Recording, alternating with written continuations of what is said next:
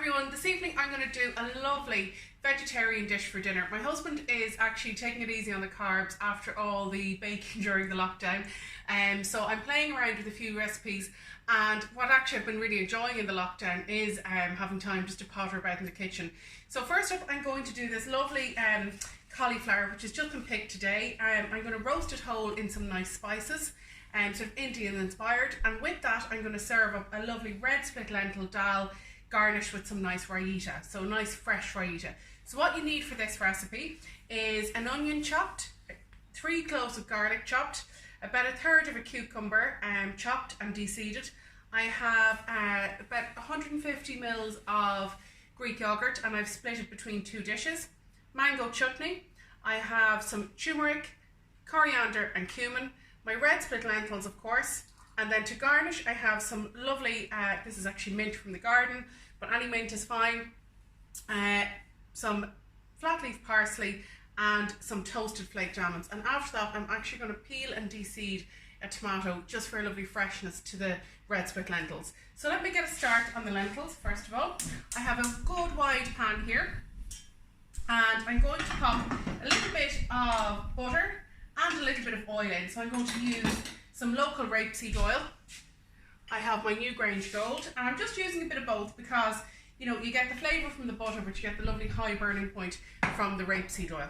So my butter is foaming nicely here with the oil, and I'm going to pop my onions on just to sweat those down, get some nice caramelisation going on. I'm generous with the onions here because, you know, the red split lentils are the basis of this dish, and they actually are a little bit on the bland side, so we need plenty of onion just to keep things moving along nicely with our flavour. So a little pinch of my Oreo sea salt going in. As always, this just stops the onions from catching and burning. It slows down the caramelisation process. So let's come back to that in a few minutes.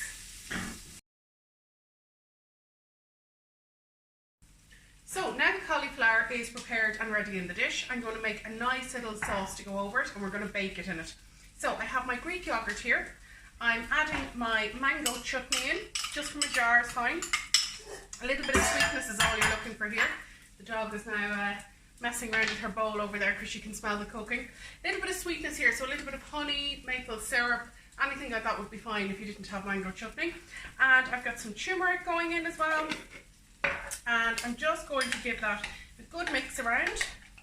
Might pop a bit of garlic in as well. I'm just kind of winging this recipe, to be honest. Some of you who might have been to my Indian class, you'll know I do the devil's dung dal, which uses asafoetida, so I'm kind of simplifying that, but it's quite similar to that recipe. So giving that a good mix around, look at our lovely sauce.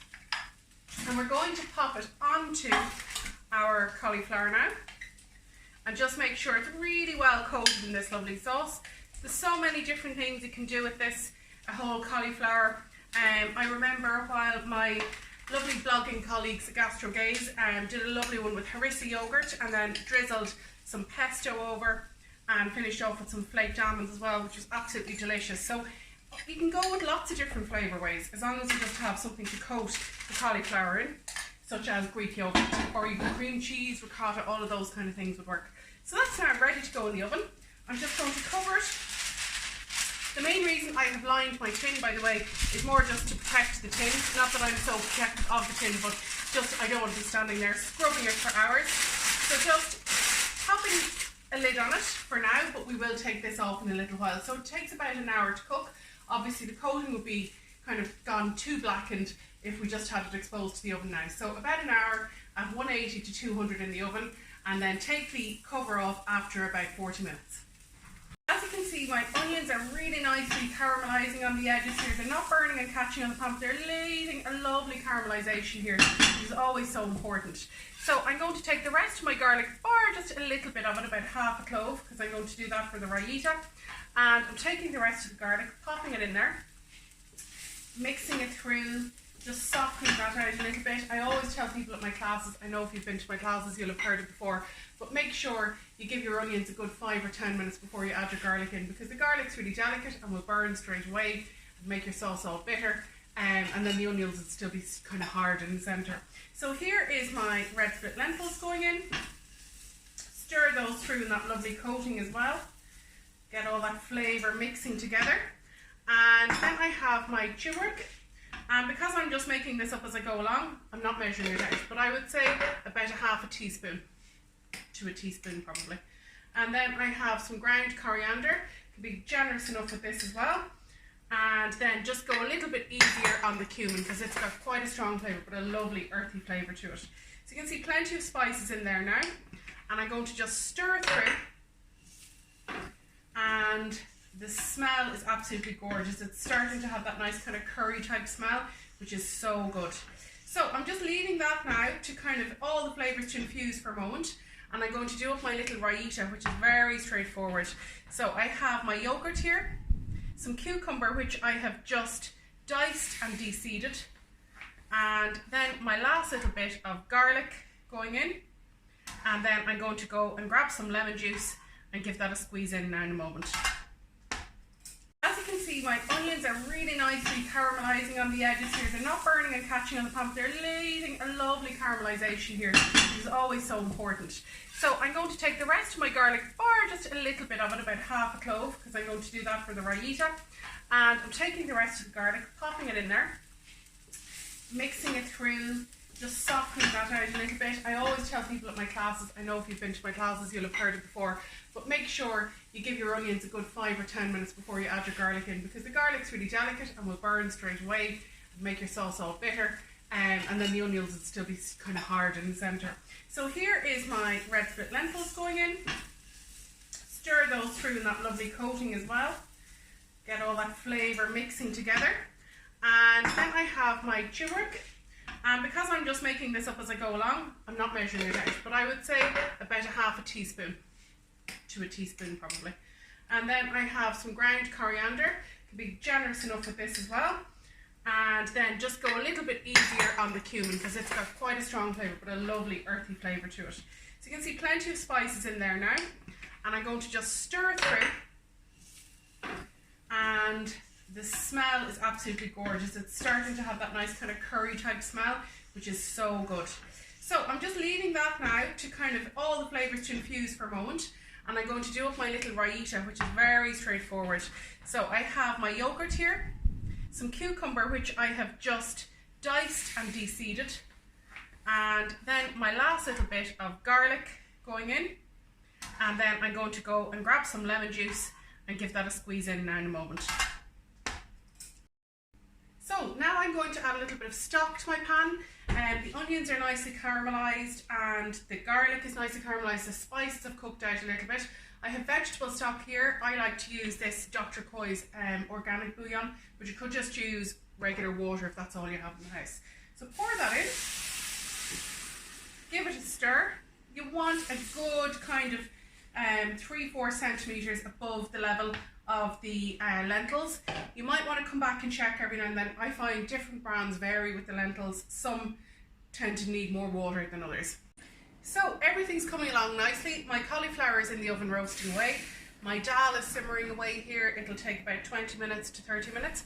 And I'm just going to prepare my last few little finishing touches, which are my garnishes. So first up, I want to skin this tomato and I want to dice it down.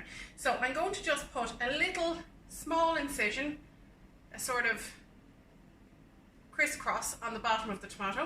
And I'm going to pop it into a bowl of hot water. Just boiling water from the kettle is good for this. And shortly it will actually start to come away from its skin.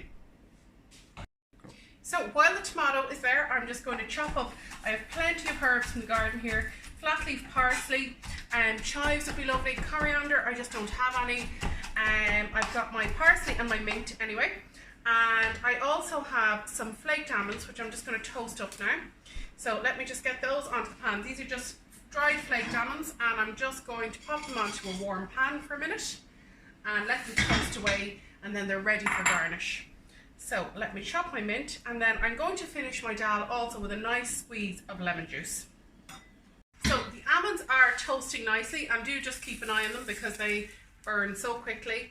And we're just going to pop them into the bowl, and what they're going to do is just provide a lovely crunch to the whole dish, because otherwise it's a little bit on the soft side. So the cauliflower's been in about 25 minutes at this stage. I'm going to just have a look at it. Let's have a look here. Oh, it smells really good. And I think it's probably time to take the cover off. Yes, yes it is. So a little bit, if there's anything kind of charred like that too much, just remove it. And if you have any extra of our little yogurty sauce on the bottom, you can just kind of rebaste it, I suppose. Pop it on. And then we're going to just leave it probably uncovered. Let me have it feel and see how cooked through it is. Yeah, actually we're going to put the cover on for another 10 or 15 minutes. It's best to check. This is so fresh, this cauliflower, that it's still quite hard, so it takes probably a little bit longer. So back goes into the oven. And just while I'm here, I'll have a quick look at my dal, which is coming along really, really nicely. Stir it through, keeping an eye on it in case I need any more liquid, but at the moment it's fine. Peel, de-seed, and finally chop your tomato. So I'm going to just check the dal now. It should be cooked. Just want to make sure it's properly softened, but also I just want to check it for seasoning. I might want a bit of salt, a bit more lemon juice before I garnish up. No more salt, just a bit of lemon would be nice. So let me pop that through.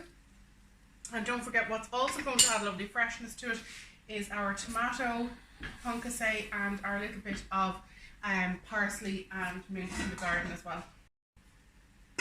So to serve up, I'm just going to pop it into my serving dish. Here we go. Spread it out a little bit. I have my tomato. I'm going to pop my cauliflower into the centre now in a sec, so I'm just going to keep it all sort of to the edge, garnish. All my lovely herbs. So the dal is ready now, and I'm just going to serve up my cauliflower, which ends up leaving the paper on for the whole time actually. And oh, let's have a look at that. It looks so good. So kind of nice and crunchy on the outside, but lovely and soft at the centre. Gorgeous.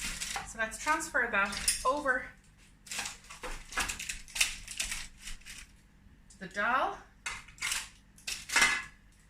And now we have our flaked almonds to give a bit of crunch to things. And finally, our lovely Raita on top to give a lovely freshness and a crunch as well. And this, folks, is a lovely vegetarian, carb-free, more or less, option for dinner.